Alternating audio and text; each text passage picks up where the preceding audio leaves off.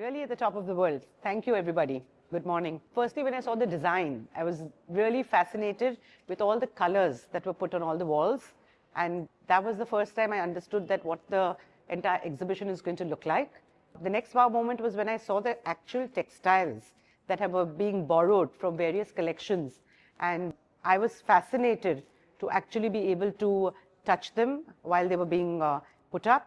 And that was my second wow moment. There have been many more wow moments that I'll come across. Yes, I would definitely love to take you. They're not one favorite section. Every section is very, very special. Each of the sections has a hero textile, which I think is something that is fascinating to look at, to experience, and to understand, and to read the metadata. And so every section is really has something very, very special to tell. And so we'll go through it. Here, what is fascinating and what has fascinated me is that we start with the three most important textiles that are familiar and people know about these textiles already. Is the katha on the main wall, that exhibition wall, followed by the muslin. We always talk about muslin for the last 2000 plus years, and the famous saying that the muslins from Bengal emptied the coffers of Rome. So here we have a fabulous muslin in the collection of Weaver Studio Resource Center, which is so gossamer that it goes through the ring. The entire 11 meters fabric just passes through the ring. One of the other hero pieces is this beautiful canopy. This is a coverlet called like a hanging, come from the Tapi collection, and the intricacy of the work and the weaving and the counts and the way it is designed, the central medallion and all of the conias, etc., makes it a stunning piece, and the scale also. I'm very proud of this textile. Can I say this at least? Yeah, I'm extremely proud to have acquired this. Just out of the blue, I was looking at different auction sites, and I found that this was on an auction. I requested for the price and I was able to afford it. And this came in recently into the Weaver Studio Resource Center's collection. This is one of the last pieces that came in a muslin gown, which has got this very, very fine embroidery.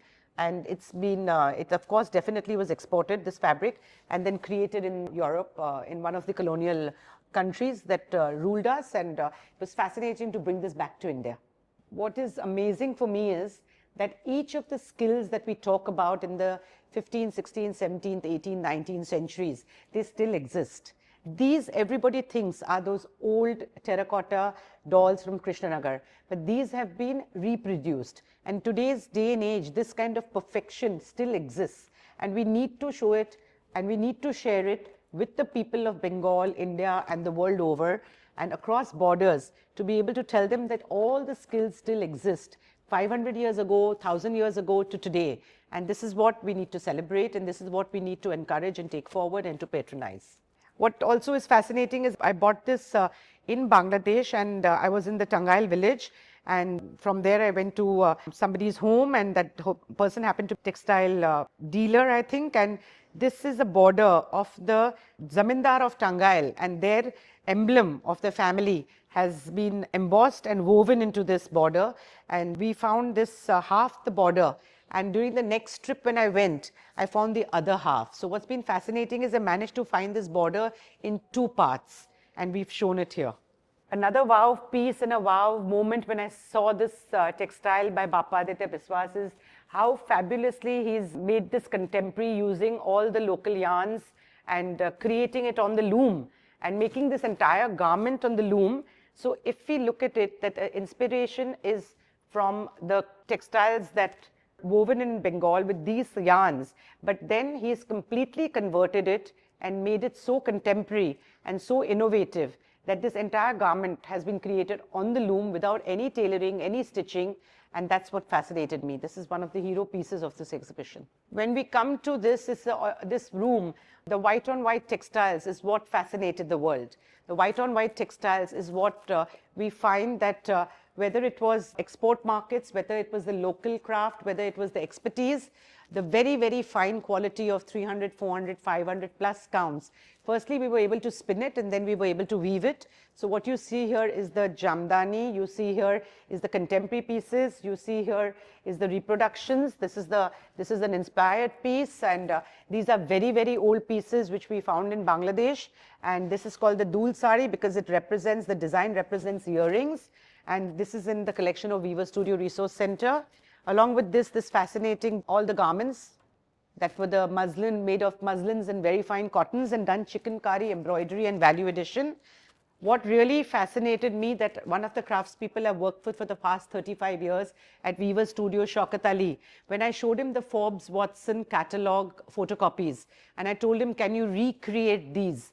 He said, I can recreate and embroider provided you give me the base fabric, because he's an embroiderer.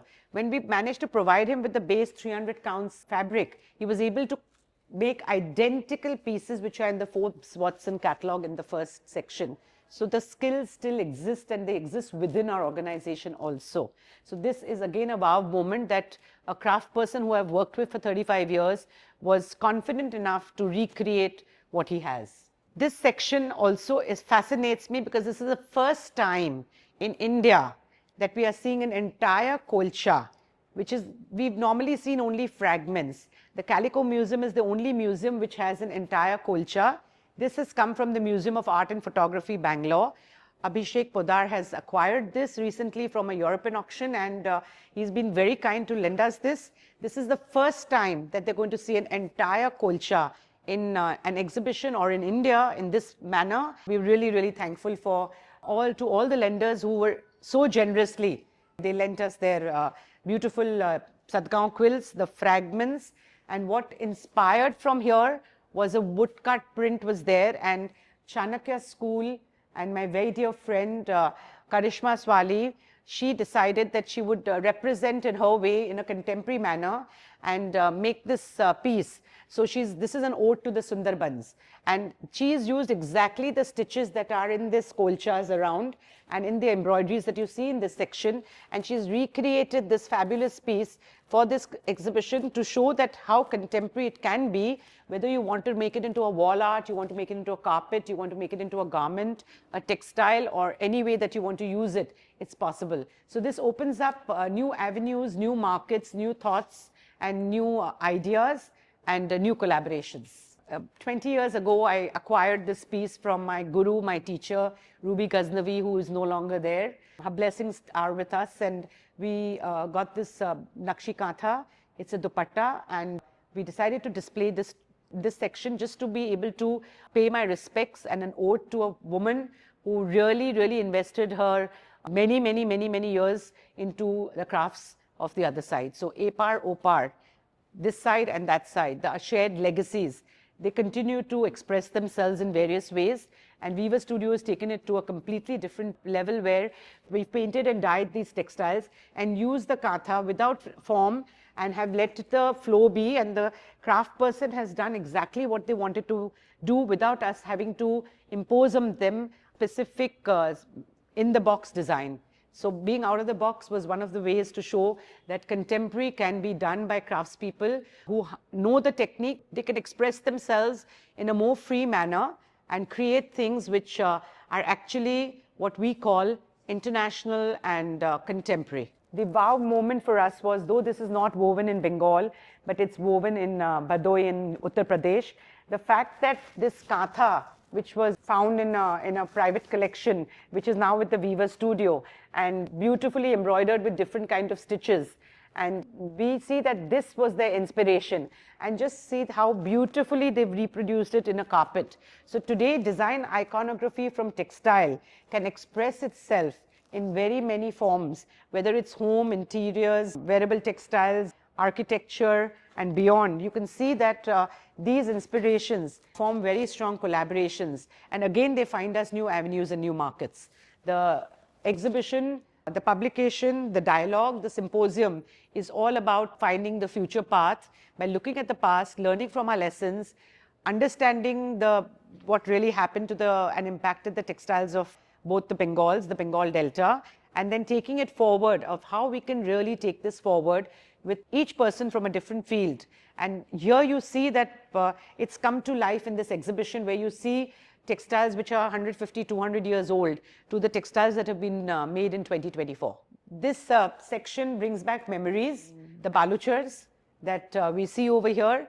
These are the narrative silks of Bengal. This is one of the major projects that I did in 2016, right up to 2019. We started with Bengal and then we took it to the national level, to the National Museum, published a catalogue and published a book, and have done 2 symposiums and done a lot of research and documentation of the textile designs and what really happened in history.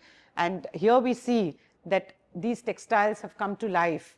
And once more, this brings back the memory of the Baluchar project we did, which initiated us into this journey. Last but not the least, another section, the wow moment and fascinating, is this Murshidabad families, the Sherwali community, and all of them coming together and saying, let's celebrate together. Murshidabad was a place where 300% of the GDP, 3% of the GDP of the world it controlled.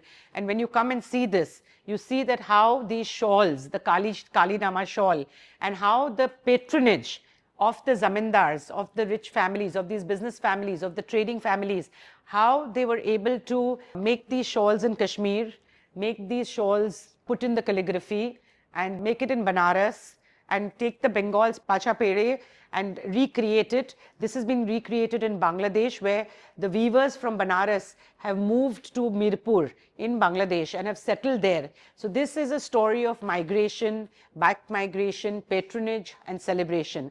So I feel that this section means a lot to me to be able to showcase this and to be able to borrow this. And I thank all of those who've been able to lend us these priceless pieces and have trusted us with their beautiful collections of real gold, real silver, ivory, and all of this material would otherwise have not been possible, because most of this is in museums, and museums do not lend to private collections or private entrepreneurs and efforts like ours. So we thank everybody, because here we find in Bengal that almost many of the homes, the Bonedi families, the Zamindar families, and the Murshidabad families are a museum by themselves. So these museum textiles have come out for the first time in a public domain, and let's celebrate this.